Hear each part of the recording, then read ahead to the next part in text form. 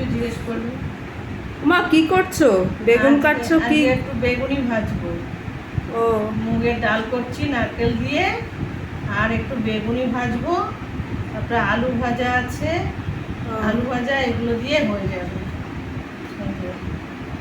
পাতলা পাতলা করে কাটছো বটিতে, তাই তো? হ্যাঁ, এই যে একদম, এই দেখো পাতলা আচ্ছা। পাতলা করে একটা কাটবো।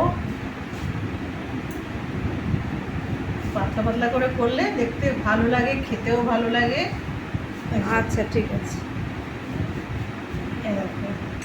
আর বেগুনি, মুগের ডাল, আলু পোস্ত আছে, সব দিয়েই হয়ে যাবে খাওয়া। এই দেখো, ঠিক আছে। ঠিক আছে, হ্যাঁ।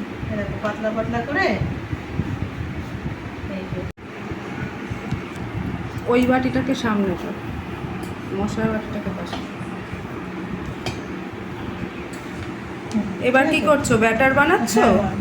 বেগুনি ভাজবো তো, তাই বেগুনির ব্যাটারটা করছি। ব্যাটারে কি কি দেবে? এই 2 চামচ 4 চামচ বেসন দেবো,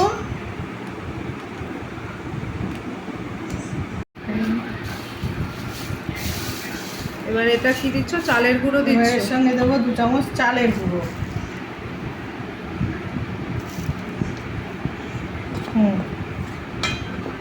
ঠিক আছে। এবার এবার এবার একটু দেব কালো জিরে, একটুখানি দেব হলুদ, একটু লঙ্কার গুঁড়ো দিচ্ছি। ঠিক আছে, একটু ঝাল ঝাল হবে, একটু লঙ্কার গুঁড়ো, আর দেব নুন।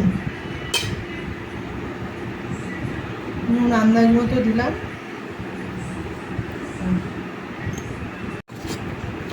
সবগুলো একটু ভালো করে মিশিয়ে নিচ্ছি।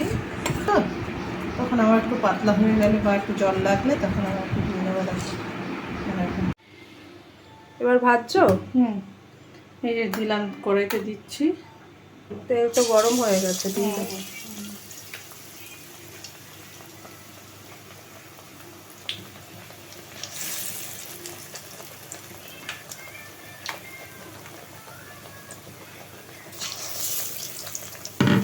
হয়ে গেছে তো, তুলে ফেলো।